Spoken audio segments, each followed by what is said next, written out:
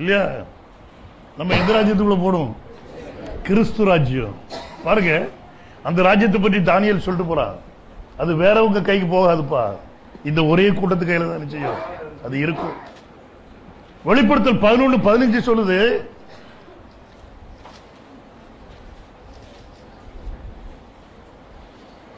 ஏழாம் தூதன் எக்காலம் ஊதினான். அப்பொழுது உலகத்தின் ராஜ்யங்கள் நம்முடைய கர்த்தருக்கும் அவருடைய கிறிஸ்துவுக்கும் உரிய ராஜ்யங்கள் ஆயின. வந்தாச்சுதா? ஏழாம் தூதன் எக்காலம் ஊதினான். இப்போ ராஜ்யங்கள் யார் கைக்கு வந்துட்டு? கிறிஸ்துவுடைய கையில வந்தாச்சு. அப்போ எக்காலம் ஊதப்படும் போது பூமியின் ராஜ்யங்கள் ஆண்டோடைய கரத்துல ஒப்படைக்கப்பட்டுரும். இன்னைக்கு நம்ம எதிர்பார்க்கறது அதுதான் எதிர்பார்க்கணும். இன்னைக்கு யாரும் அரசாண்டு போட்டு அதனால ஒன்றாக போறது இல்லை, இல்லையா? ஓட்டு நீ அங்க போடுதியோ இங்க போடுதியோ எங்க போடுதியோ தெரியாது. ஆனா கிறிஸ்துவுடைய கரத்துல வரும்போது அந்த ராஜ்யம் வந்து கிறிஸ்துவுடைய ராஜ்யமா இருக்கும். இதுதான் வேதம் சாட்சி கொடுக்குது. வேற ராஜ்யத்தை ஒருத்தனும் கூட இந்த பூமியில நிறுவ முடியாது.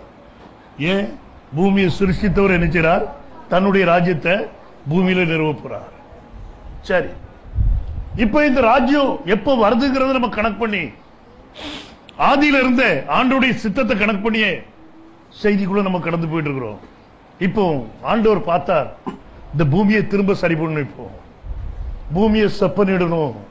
பூமி ஒழுங்கின்மையா இருக்கு, வெறுமையா இருக்கு, ஆழம் இருக்குது, இருள் இருக்குது, இப்படி எல்லாம் மூடி இருக்குது. தேவன் வாசிங்க 3வது வசனத்துக்கு வாங்க. ஆதியாகமம் 1:3. தேவன் வெளிச்சம் உண்டாக கடவது என்றார். வெளிச்சம் உண்டாக கடவது என்றார். வெளிச்சம் உண்டாயிற்று. வெளிச்சம் என்ன செய்ச்சு? உண்டாயிற்று. இத தமிழ் சரியா சொல்லிருக்கு. வெளிச்சம் உண்டாக கடவது. வெளிச்சம் சிருஷ்டிக்கப்பட கடவுது என்று அவர் சொல்லல. என்ன சொல்றாரு?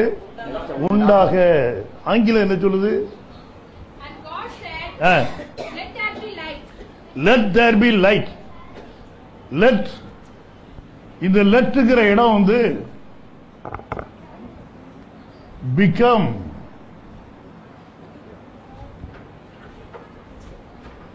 Become. Let there be light. இந்த வார்த்தை கொடுக்கப்படுற ஆங்கிலத்தில் வெளிச்சம் உண்டாக கடவுள் தான் கொடுக்கப்பட்டிருக்கு. ஆனா ஆங்கில வேதாகம் சொல்றது let there be light. இந்த வெளிச்சம் நிச்சயட்டும் வரட்டும் அப்படிங்கிற மெத்தட்ல சொல்லி இருக்குது. ஆனா இந்த வார்த்தையில வந்து ஹீப்ரு மொழி வந்து என்ன சொல்லுது அப்படின்னா, பாருங்க,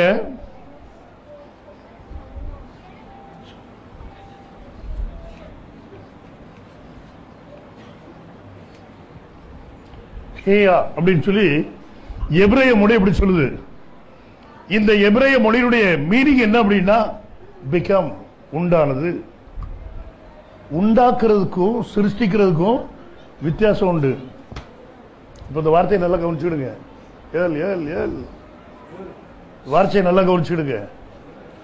உண்டாக்குறதுக்கும் சிருஷ்டிக்கிறதுக்கும் உள்ள வித்தியாசம் என்னன்னு பார்த்துடுங்க. உண்டாக கடவுது அப்படின்னா இயற்கையிலே ஒரு பொருள் இருக்குது, அதுல இருந்து என்ன செய்யட்டும்? உண்டாக கடவுது. சிருஷ்டிப்புனா என்னது?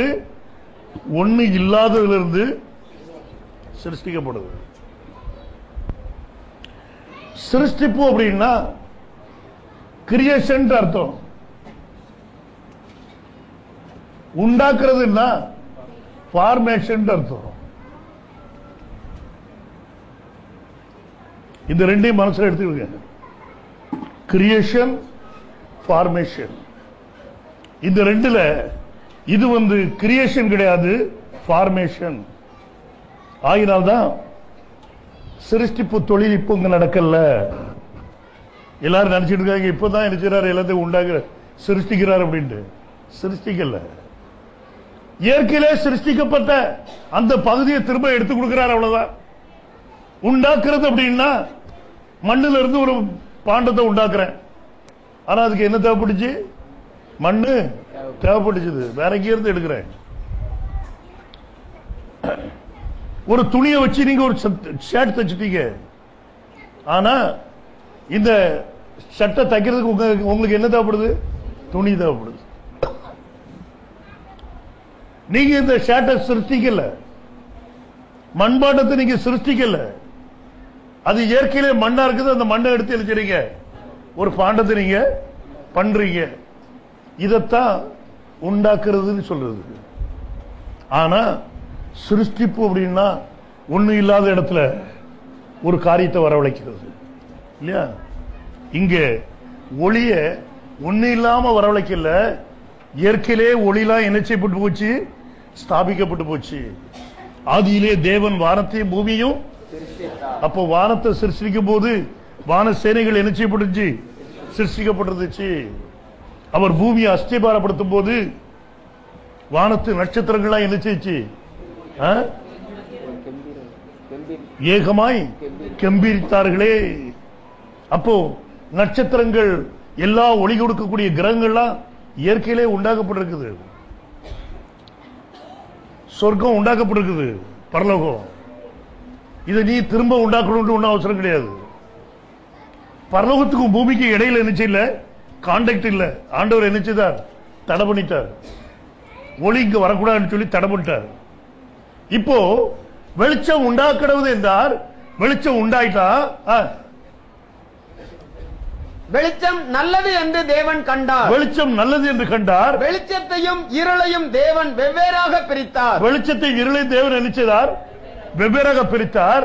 தேவன் வெளிச்சத்துக்கு பகல் என்று பெயரிட்டார், இருளுக்கு இரவு என்று பெயரிட்டார். இருளுக்கு இரவு என்று பெயரிட்டார். சாயங்காலமும் விடிய காலமும் ஆகி, சாயங்காலமும் விடிய காலமும் ஆகி முதலாம் நாள் ஆயிற்று. முதலாம் நாள் ஆயிற்று.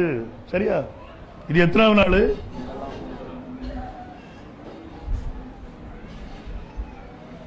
First day. வெளிச்சத்தை இருளை நினைச்சதார் ஆண்டவர் பிரிச்சார். இந்த வெளிச்சம் என்னதுங்கிறத உறுதியான பதில கொண்டு வர முடியல. காரணம் என்னன்னா, அதுல ஒரு சில வார்த்தைகள் வந்து நமக்கு என்ன செய்யல, கிடைக்க மாட்டேங்குது. அத இந்த வெளிச்சம் கிரைஸ்ட் சொல்றவங்களும் இருக்கிறாங்க இல்லையா? தேவன் என்னதான் இருக்கிறார்? ஒளியா இருக்கிறார். இயேசு கிறிஸ்து தான் என்னது? உலகத்துக்கு வெளிச்சம்.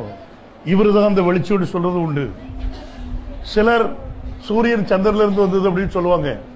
ஆனா இங்க ஒரு சில கேள்விகளை நான் உள்ள தூக்கி போட போறேன். ஒரு சில முக்கியமான பாயிண்ட்களை உள்ள கொண்டு வர போறேன். பாருங்க, பைபிள் சொல்லுது வெளிச்சம் உண்டாக்குறது என்றார்.